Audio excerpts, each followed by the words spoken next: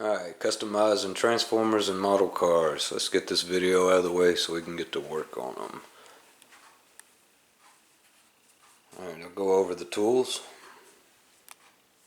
paints, and supplies on this video. Then I'll get this camera on a tripod and use the Challenger as an example for the next few videos. And also bring Bumblebee back into the mix so I can continue the how-to video on him. All these tips, paints, and supplies go together. Same difference. I have a Dremel tool. I use that quite often for cutting. I have some little saw blades and grinding wheels, different bits. That's very valuable to have. Quite a few X-Acto knives with different blades. This is a nice one. I cut a little indentation on this model to fit part of the intake for the motor. And like I said, we'll be using this one as an example, so we'll get to all that very soon. And various paint brushes I went over on the video for Bumblebee. Same thing applies on this one. And while we're talking about that, also the same thing for prepping and cleaning the parts. I'm going to take hot water, dish soap, and a toothbrush. Clean your parts really good. Dry them off and be ready for paint. You can even use some sandpaper. I use 1200 grit quite often. Sometimes if I need to smooth out cut edges that are real rough, I'll go down to about 600. But you can even go up to 1500 or 2000 for sanding the body panels. Getting them ready for paint. I won't be using primer on these, but it's not a bad idea. This one's coming out nice so far, so I'm going to continue the route that I'm going.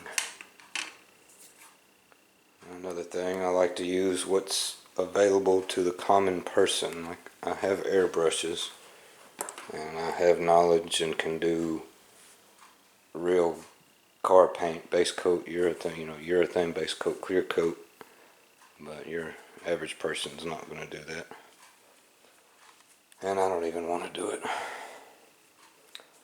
A lot of prep work, a lot of expensive paint. But I may end up doing that on a few of these, so we'll see. This is a nice one to have. I have a few issues with the glass being scuffed up on these.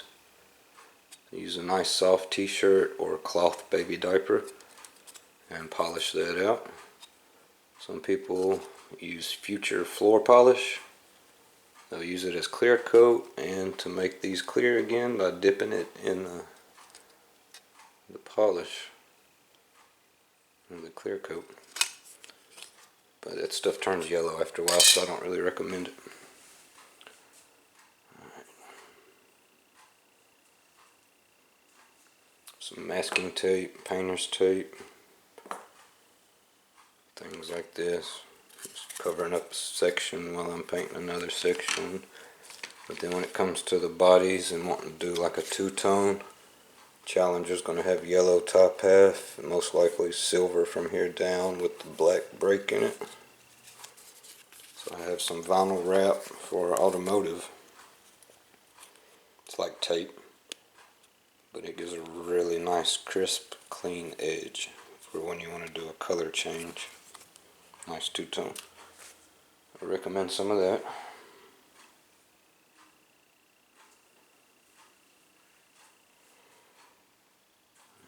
Some good brushes here. I forgot I had, so I need to break into this pack and see if the bristles are nice. The points are definitely nice on them. I am using the Model Master acrylic because that's what I have.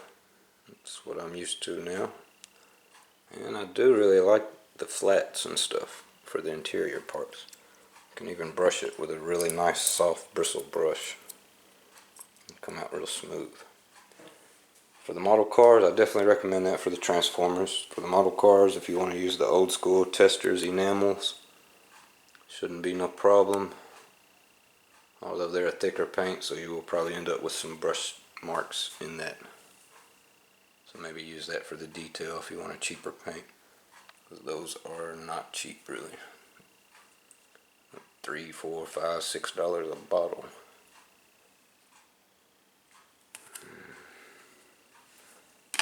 If the wheels cut, use the Dremel tool.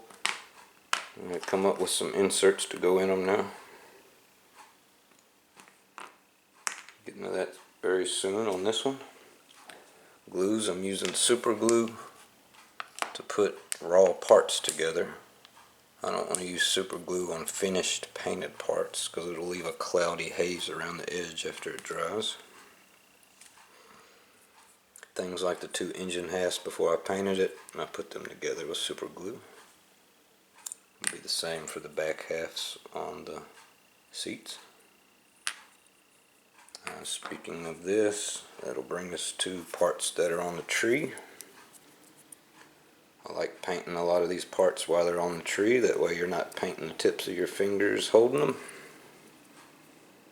And then when it comes to pulling them off the tree, I don't twist them off, I cut them off. I have some little cutters. You can clean the edges up with your X-Acto knife. A little fingernail file. Mine are trimmed decent. I know they're still a little long. Can't burn on me this time, guys. I use them quite often on these little projects. I filed the edges of that after I took them off the spurs. Nice and smooth. I'll do the same thing on the seam after it's glued together. Try to get rid of the seam before it's painted. So a lot of little prep work. I used a lot of the 1200 grit sandpaper on the edges of this. There was flash that was up on the corners and things like that. Flash is excessive plastic from the mold that's hanging off. So I did a lot of prep sanding and cleaning the edges up on this body.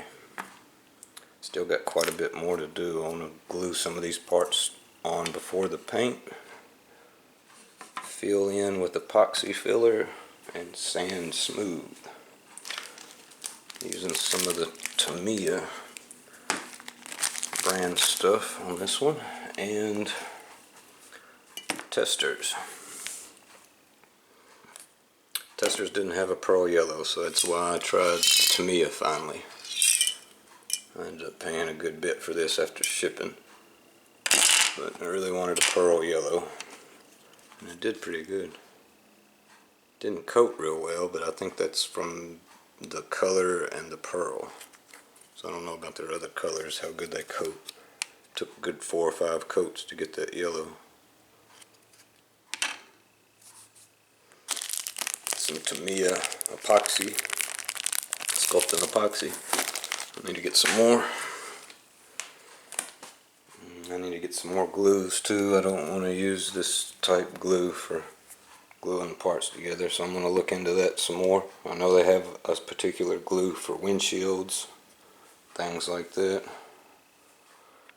I had a comment about CA glue. I'll look into that. It's been a while since I've done these models, so I definitely want to get a better glue to use on the finished pieces. I'm still sneaking and using the super glue on some of these, but when it comes to the body, I really want to be careful on parts that get glued onto it. Toothpicks, I use them for applying glue, stirring paint, things like that. You know, the paints will probably be the most expensive part of your supplies. So stock up on your basic colors first, and you can always mix paints to get custom colors. Start with your basics. Alright, let me cut it off there, and we'll get the camera on a tripod, and we'll use this Chevelle and actually start putting some parts together. And we'll bring Bumblebee back into the mix. You know, we had such a great space of time between painting him, so I've been waiting for the weather to break, for good weather for painting. And over the last couple weeks I've been cleaning out the shed and getting it clean as possible, blowing all the dust out of the corners with my air compressor, trying to get ready to paint out there.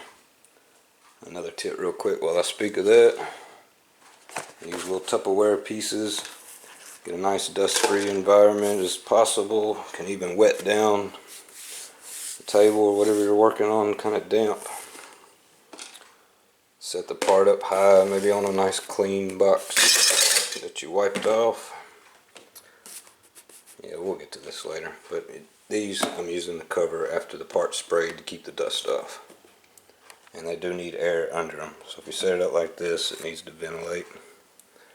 If you set it on something flat here, so it don't seal up, you just set it up. We'll get to spraying these parts, and that's where Bumblebee will come back into the mix. Alright, thanks for watching. We'll be sitting still and putting something together next. Peace.